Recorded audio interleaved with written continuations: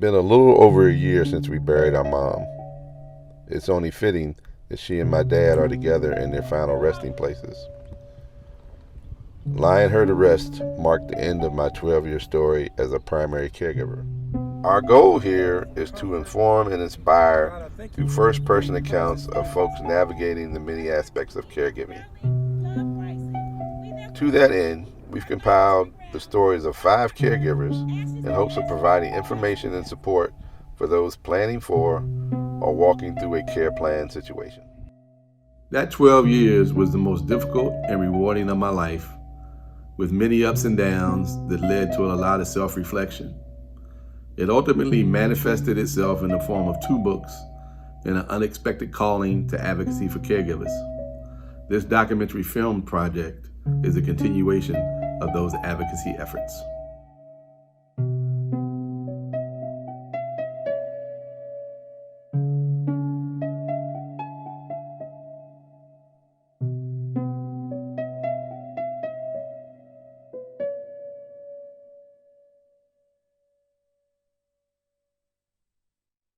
Hi, Maria. How are you today? Hi, Marvin. All is well. Great. So tell us a little bit about yourself. Well, I'm a widow, a mother of 3, and I am a self-caregiver. I was diagnosed with breast cancer back in 2017. All right. So I imagine what you want to talk about today would be self-care and I guess disease management, for lack of a better phrase. Yes. All right. So just briefly, tell us your story. Okay. I'm a 3-year breast cancer survivor. And like I said, I'm a single mom. And when I was diagnosed back in 2017, I had to make a decision that not only impacted me, but also my children. Being diagnosed with breast cancer, it's like it took me to a different level. The doctors, they recommended that I have a lumpectomy, but in speaking with people and doing my research and everything, and especially with my family history, I decided to have a double mastectomy without reconstruction. During that time, I felt kind of alone, but I knew that I wasn't, because I had my family, my friends, my sorors, and my neighbors to help me through this. So that was a good thing. And also, it's like I had to prepare myself physically, mentally, and emotionally to deal with the new me. So I just started on a journey. Of course, it was a spiritual journey as well. And I don't know. I just thought about a lot of people who went through what I was going to be going through. And so I knew that I would be a self-caregiver, but at the same time, I knew that there were people who could help me if I needed it. And matter of fact, I didn't even have to ask, because they were there to help me. But even though I said I was a self-caregiver, I'm still a self-caregiver, because I still have to take care of myself physically, mentally. I've changed the way that I eat. So I'm not a vegetarian, but I'm thinking about going towards it. So I've cut out a lot of things. And like I said, I'm very mindful of the things that I put in my body. I make sure that I exercise and everything to take care of myself. And of course, because I have kids, I have to take care of them too, but I know that I have to take the time out to take care of myself. Yeah, self-care is very important, and the way you described it is right on point as far as there's physical, mental, and emotional aspects of self-care.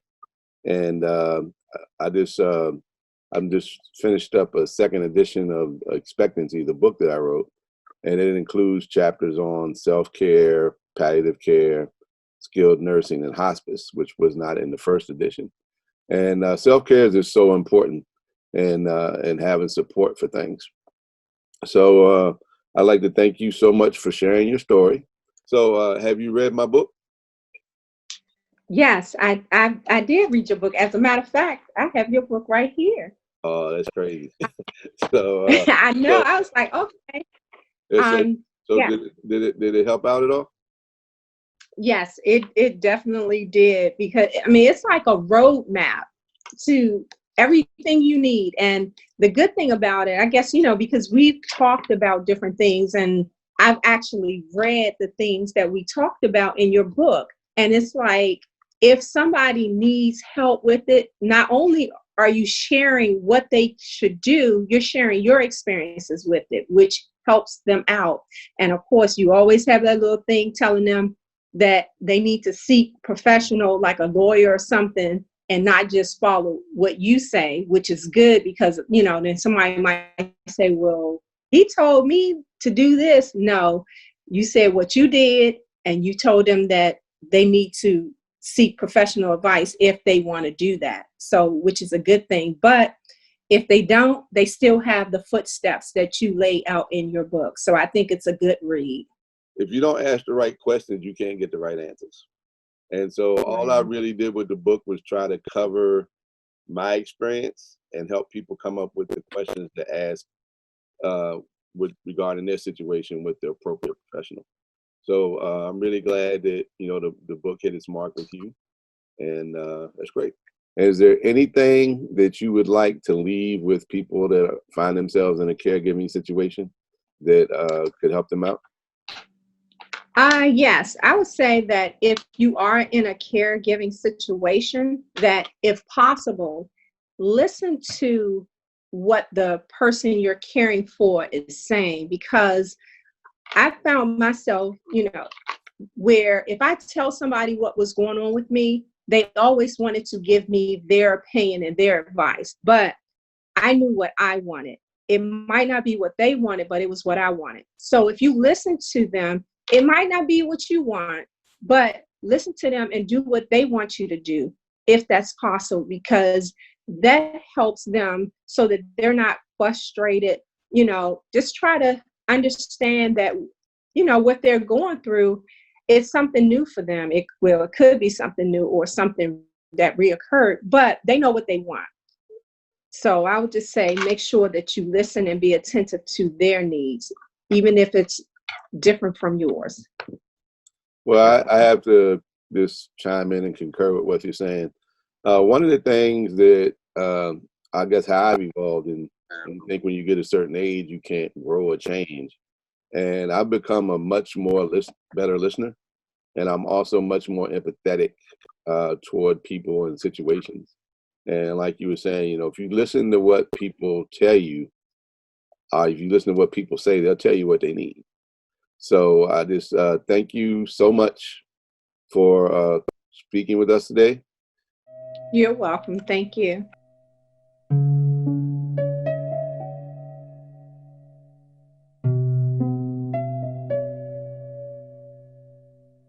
Hi, Brian. How are you today? I'm doing well. How are you, Marvin? I can't really complain. Tell us a little bit about yourself. I was born and raised in Washington, D.C. up until I was about 10 or 11 years old. Upon graduation from Carroll High School, I went to Morehouse College in Atlanta.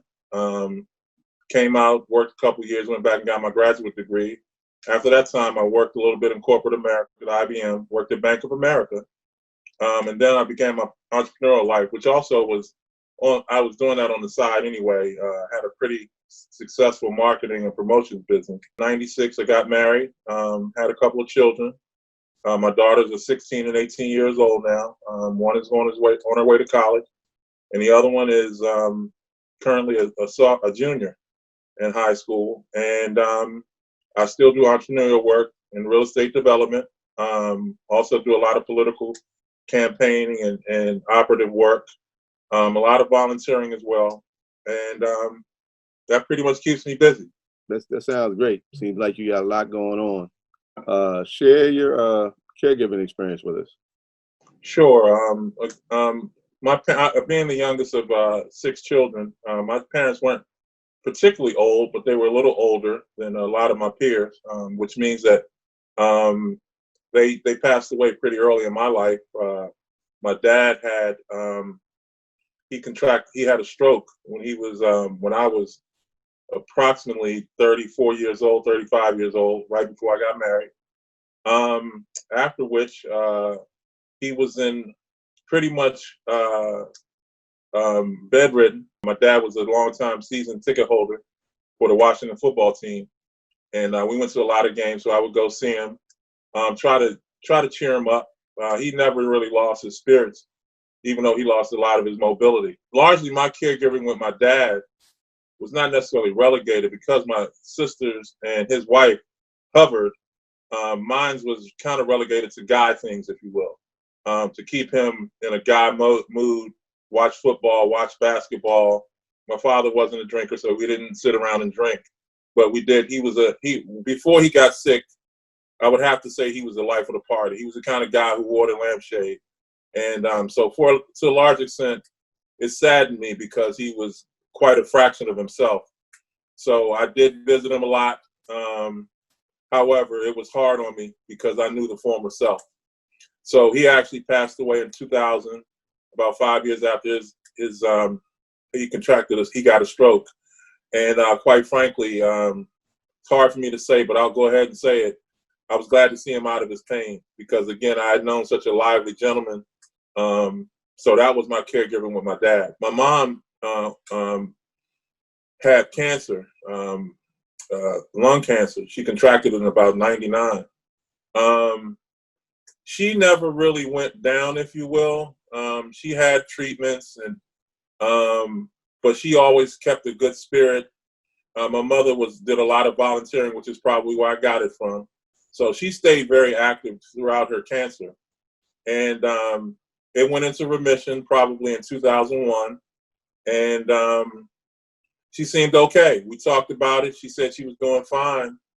And quite frankly, in 2003, in October, I was on a trip, and I got a call from my siblings and said I need to come home pretty quickly because my mother was going into home hospice. And quite frankly, this may sound not irresponsible, but naive. But frankly, I didn't know what hospice was. As you know, I just completed a manuscript for the second edition of my book. And ironically enough, I spoke about the same thing that you did regarding not clearly understanding the difference between skilled nursing, assisted living, palliative care, and hospice, and also self-care. Those are the new chapters in the book, as it were, and how I kind of wrap things up. That's why I did the second edition. So don't feel alone in the whole hospice thing. So I said, "Are you okay?" She said, "Okay, I'm going to be all right." But in my estimation, that was her telling me that she was comfortable with the fact that she was in hospice and she was really not going to be around long. And probably about 10 days later, it actually happened to be Howard Homecoming weekend, October the 10th, 2003. And I got a call. I felt bad because I wasn't there, but she had passed away about 3 hours before I got there. So those are my two caregiving experiences. I can relate to pretty much everything you said, and that's been another unexpected, I guess, revelation with the book. I think it's helped a lot of people in the caregiving community, at least that's the feedback I've gotten, feel like they're not alone in the situation. So with that being said, have you read the book? I have not, Marvin, but I really plan to do so.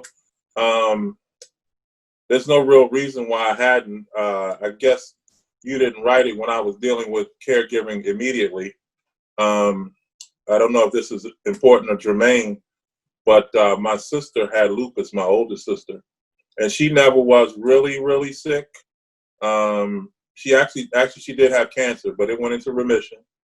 And she just got sick she passed in May.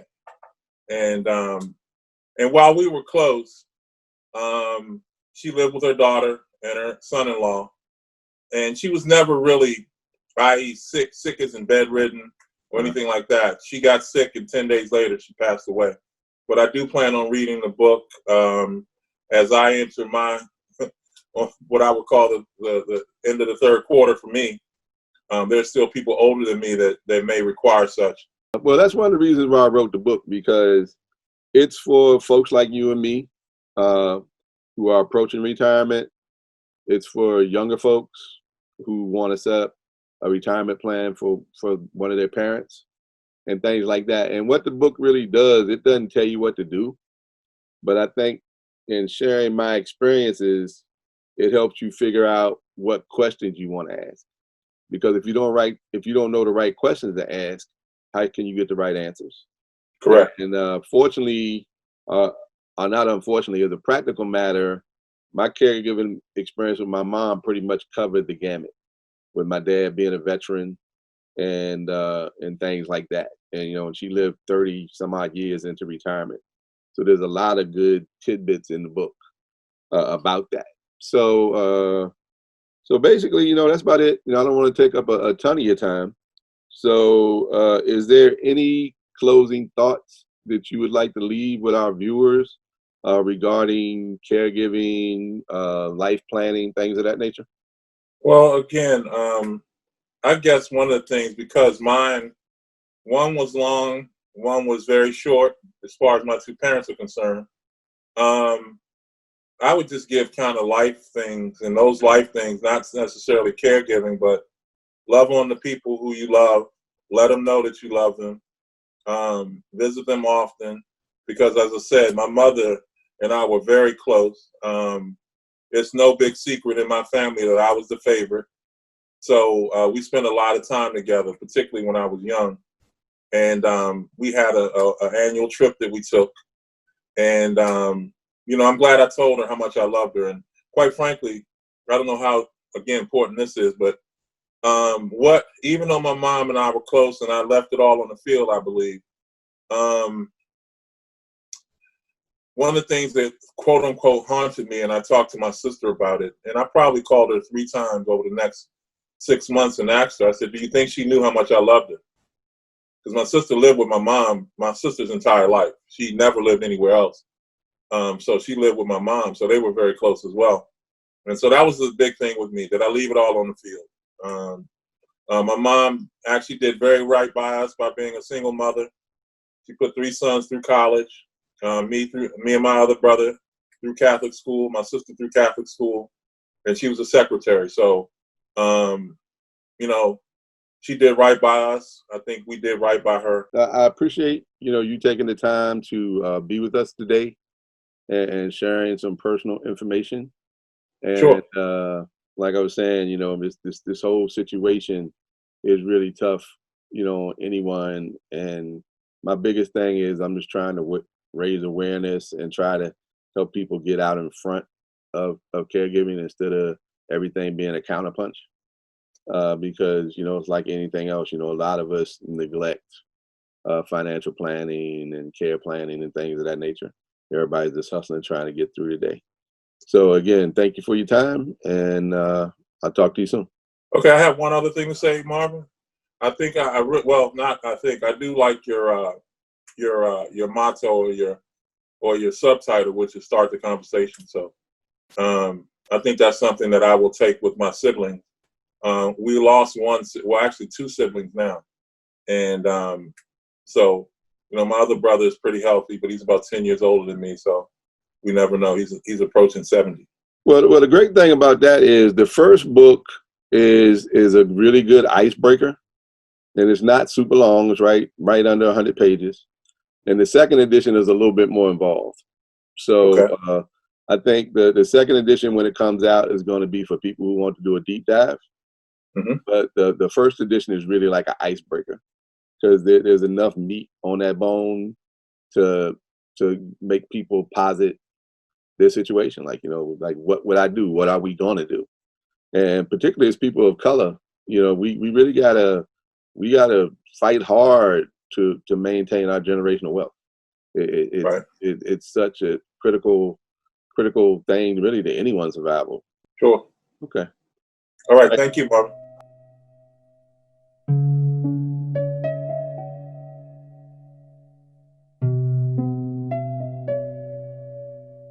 How you doing? I'm doing pretty good. Doing pretty Great, good. great. So tell us a little bit about yourself. My name is Dwayne. Currently employed at the USDA here in DC. Just been at that location, for about 14 years. And so, graduated some time ago. But just been sort of, trying to help my mom, and so try to, I guess, watch out for her, and make sure that she's taken care of, and try to help her as best as I can financially, and try to, help her around the house, because, being a single mom, she doesn't have that extra, help. So I try to be there and be a good son that I can to take care of her as best as I can. And so I myself try to find out, good options for her, best options for her as she gets older, to try to be more involved in her financials, and so make sure that she has the proper things set in place so that when she's not able to take care of herself, that we actually have a good plan. Myself and my sister, of course, I have a sister as well, also in the area, also with the government, who, we try to take care of as best as we can. And so myself, I've started to work with her to be a part of her financials, to be a little bit more involved with her, so that we're not trying to figure things out. But I've been doing that for some time. Graduated from Bowie way back a couple years ago, and it's been pretty good. Just going through this thing we call life. Have you had a chance to read the book? It's a pretty interesting book, but from my standpoint, my mom she's not quite at that level yet. Where we start to talk about long-term care, but it's definitely helped me get an idea of what to expect when we get to that point. So there's a level of interest that kind of peaked, when I came across the book, and it sort of answered some questions. Glad I really had a opportunity to read it before I get there, so that I'm prepared. Well, that's good to hear, because that's the primary reason I wrote the book, actually, was to help people. The situation I went through, even though we got through it okay, I kind of felt like I was counterpunching, and it's always trying to, just reacting to what happened instead of planning. Is there any closing thoughts you want to leave with our viewers? You definitely want to make sure that your parents, your mom or your dad, or whoever preceded you, want to make sure that you're a part of, while they're sane, of course, and while they have their wits about them, that you definitely talk about what their wishes are. Make sure that you sit down and talk with them about their accounts, what all the different types of assets that they have, who's in charge of those assets, who will be the primary person over those assets, as far as any type of wishes that they have that they'd want to see done, and especially if you have children involved, what aspect or what percentage of how they want it to go in terms of percentages and things like that. So I found that to be pretty interesting. You definitely want to make sure that you talk to them, before they start to decline, in terms of their mental state. So that was most interesting to me. Okay, and that's really one of the key things I think a lot of people overlook. Insofar as I know, as you know, I wrote a second edition of the book, and the reason I wrote the second edition, the first edition stopped at assisted living, and my mother went on to go to skilled nursing, and then she had to go into palliative care and eventually hospice. And once people get into that hospice kind of palliative care phase, you're getting close to the end. And with my mom, she had a memory issue, dementia. So addressing those things that you just spoke about with her, why she was lucid and understood what she was talking about, it really helped us to know what she wanted. And in the palliative care and hospice chapters in particular, I talk about in the second edition how that really helped us kind of bear with the unbearable, because when you're about to lose a parent, it's just a really tough situation to go through. So that's really important, and I'm glad you're able to do that. And particularly at a young age, or being younger, a lot of people wait till they get in their 40s, 50s, 60s to do this, and you're a young person that's really ahead of the curve, as it were. So And that's one of the things I've always, admired about you as an individual. You're a planner, where a lot of people are just reactors. So that's pretty much what I wanted to discuss with you today. Is this, I don't really want to, coach anybody through these interviews. I just want them to, speak freely. So thanks a lot for your time. No problem. Take care.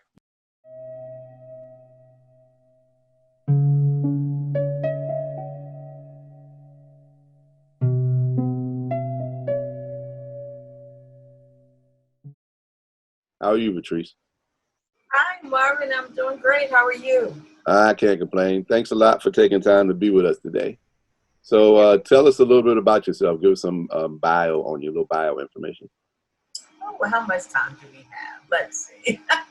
I can start with currently, I'm an educator. I'm a former real estate agent, entrepreneur on many different products and things and services, and also a former engineer. Engineer by trade, educator by choice and passion right now. And just kind of getting used to this new virtual education territory that I know some people have experienced, but it's totally new to me and most of the folks in my industry right now. Wow. Aren't we all getting ready to this new virtual normal? I'm so used to doing things on Zoom now. I don't know if I want to go back to doing much face-to-face stuff. Yes, that's for sure. Yeah. Well, anyway, like I said, I really appreciate your time today. And so let's go ahead and get to it. Tell us a little bit about your caregiving situation.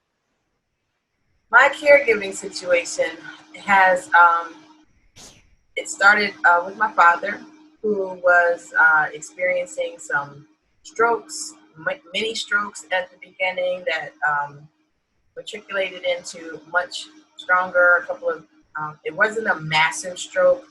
I wouldn't categorize it as that. However, maybe it was, and they just never said those words.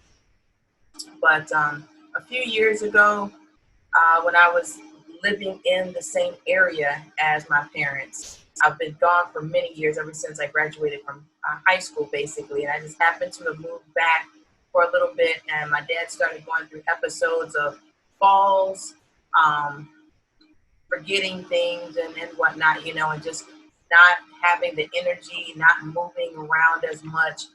And a couple of times, more than just whatever, I'm getting phone calls that he's fallen in his apartment. And the last straw, per se, or when the, as they say, when the rubber met the road, it was the day after Father's Day. I was planning to go visit him a couple of days after that because I lived in Maryland at the time. And I was like, Dad, I really want to come spend Father's Day with you, but I'm going to be finished with school in a couple of days. And then that way I'll be able to come home and spend more time with you and hang out. And we were both looking forward to it. Unfortunately, on that Monday, right before I was getting ready to come home, I get a call that he'd had another fall, had been found like many hours later by his girlfriend, and had to be taken to, a medical facility. And I'm just going to shorten it to say within a week, we're in a rehab facility. And in that one weekend, he went from joking around and being my same old dad that I knew, saying, hey, baby, look, I can hold my arm up. And then, well, actually, he picked it up by his sleeve and said, look, bam. And as soon as he let go of the sleeve, the arm just falls to his lap. And he just thought it was so funny. I'm like, that's my dad. The next day, I had to do something with my mother, so I didn't get to see my dad. Then on Sunday, I come back with my dog. My dad loves my little dog, Sassy. And I come in with Sassy, and I'm expecting him to like perk up like, oh, hey, there's my girl. Dad looks at both of us like we're strangers. And I'm like, what's going on? And so I'm realizing that something has happened, and I'm talking to all of his caregivers in the rehab facility, and I ultimately learned that no one has recognized any change in my dad's attitude, personality, nothing. Because they've been marking the charts, he's okay. 2, I come to find out that, well, who's checking the charts? None of the same people had worked for about 3 days in a row. So this person hasn't seen my dad since like Wednesday, and it's Sunday, and so forth. They're doing so much rotation. No one really can say, oh, the last time I saw Mr. Gibbs, he was full of energy, so they're just passing along these generic notes. So that was a major concern. And so began, all of this movement to finding the right facility, to getting my dad the actual help that he needed. And when I was able to get him out of that facility, which was maybe 2 days later, and letting them know, I needed, my dad's a vet. So I sought to try to get him into veteran care, where I thought he might get a little bit more, assistance. And that move, didn't go exactly the way I had planned or thought it would go, but it resulted in the best situation, because they're like, oh, we don't have any beds at the VA hospital that's local, so we're going to have to send him to the next best option, which was VCU Medical Facility in Richmond. And I'm like, hey, that works, because that's an educational facility, and I trust that their staff and even their students are going to be on point. The staff, because you got to teach the people the right thing, and the students, because they're should be learning it the right way, and so forth. And that was actually a good move, and made a major change with my dad, and we started to see some improvement. So. Okay, wow, that's really interesting. Your situation parallels mine a lot, particularly with the gradual weakness and things, but then all of a sudden the dementia is getting terrible. Yes. And I know, when you had to find a rehab facility, I mean, they give you like a couple of days. I mean, you got like 72 hours, 48 hours, something like that. Was your situation like that? I don't remember being limited to that kind of time. If it was, and I'm trying to scratch my head here, my brain a little bit. I want to say the time was limited in the sense that maybe his benefits or something, maybe it was a Medicare thing or Medicaid, one of the two, and something was going to run out in a number of days. So he had to be placed in a facility within a certain period of time. That may have been the limitation.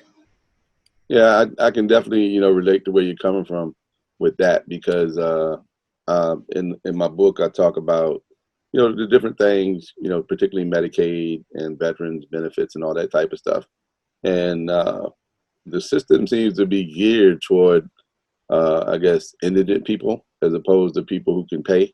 It seems like, there's a lot more leeway that way. And not to say that your dad was indigent or anything, but I'm just trying to, a lot of times you have limitations on the policy. And that veteran situation we have,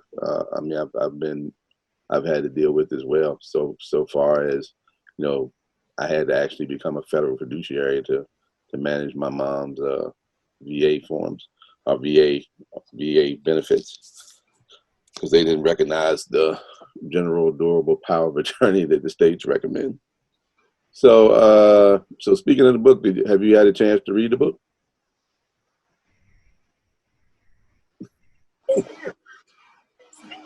I didn't hear what you said. Say that again. Nothing. Okay. No, I mean, it's fine. I mean, like I was saying, a lot of people hadn't had a chance to get around to it. So, basically, it gives me, a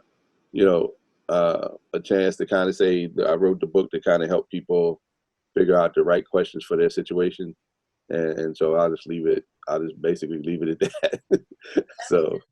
Marvin, one, I'm so proud of you for taking, going down that road and having the courage, taking the time to actually document your experience and write that book. I am so proud of you for doing that, just in general. But I want to say that you always tell me I'm hardest on myself, and this is going to be no exception here. That I wish I was a better reader, a more fervent reader, or that you had it on, maybe if you had it on Audible, Right. got through it a lot faster. But my Right. point being that had I read the book, I probably would have made some better decisions and just been a bit less stressed in making some of those decisions and figuring out what was what during that time. So I hear you. Well, it's funny you mentioned that because, like we were saying, you don't really learn from the things you do right. You learn from the things that you necessarily do wrong. And so, I've actually written a second edition of the book, and it covers, I just finished the manuscript and it should be out hopefully by the end of the year, early next year. And I actually have, chapters on skilled nursing, palliative care, hospice, and self-care. Because self-care is really important, but more importantly, the audio book's being recorded right now. So one of the things I did with the first edition that I learned, well, really I had health issues, so I couldn't market it quite right. So with this next go around, I'm hitting it from all ends. I'm doing an audio book, I'm doing an ebook in addition to the paperback. And what I found out is, as I've walked this walk, I've become a advocate for caregivers. Advocacy has really turned out to be my thing, not necessarily, money, because when you're independent author, it's not like you get a big advance from a publishing company, and most people don't. If you look, most people who are writers, they do something else. They write and they teach.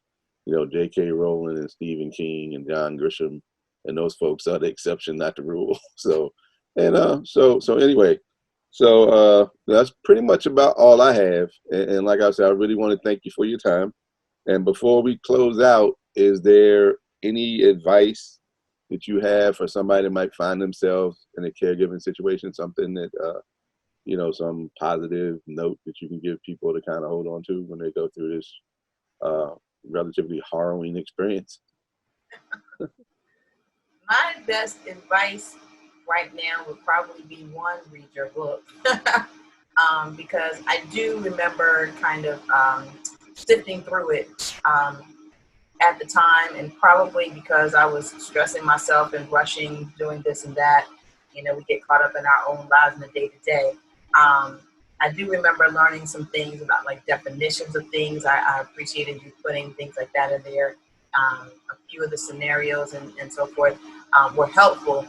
And I think in my rush, I probably just did not get to the parts that I needed most at that time.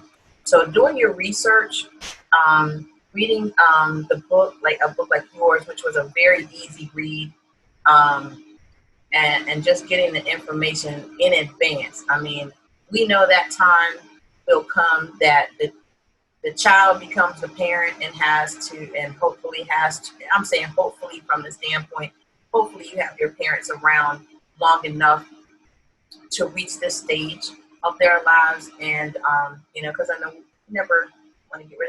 never want to lose our parents. And just make sure that you're prepared. So probably never start. Well, it's interesting that you mentioned all that, because the glossary, I feel like, is probably the best part of the book, or the most impactful part of the book, because there's probably somewhere between 75 and 120 some odd legal and medical terms that you'll need to know. And as background, a lot of people think I'm a filmmaker, but before I got into filmmaking, I worked in healthcare for like 15 years. So I worked for the Blue Cross and Blue Shield, for clinical research companies. And I also worked on Capitol Hill. And I remember one of the first things we had to learn at Blue Cross and Blue Shield was the nomenclature. So it was basically this an index of medical terms. And I'm also a paralegal. So that really helps. All of that helped me be able to navigate dealing with healthcare professionals, but also there's a discipline in law now called elder law. And it's relatively new. It's about 20 years old. And but it also helped me really communicate with the elder law attorneys. So I appreciate you bringing that up. And the main reason I wrote the book, it was almost therapy, but the way it's laid out is, for the most part, I want to help people figure out what questions they need to ask. And if they read the book, it should give them an idea of what questions they need to ask for their situation.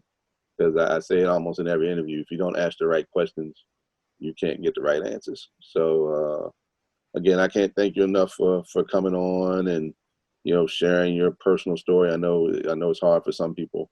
It was hard for me. It's hard for all of us, really. And you know, because it's really personal. But thanks again. And again, is there anything else you want to say before we wrap up? I just want to say thank you for giving me this opportunity to participate in your project. And like I said, I think preparation. You can't prepare too soon. Yeah. More questions will come up when you get in the thick of it, but if you have a little bit of a heads up, that helps. And yeah. It really helps because, you know, I felt like I felt like we were counterpunching the whole time. And, you know, anybody who knows me knows I'm very prepared.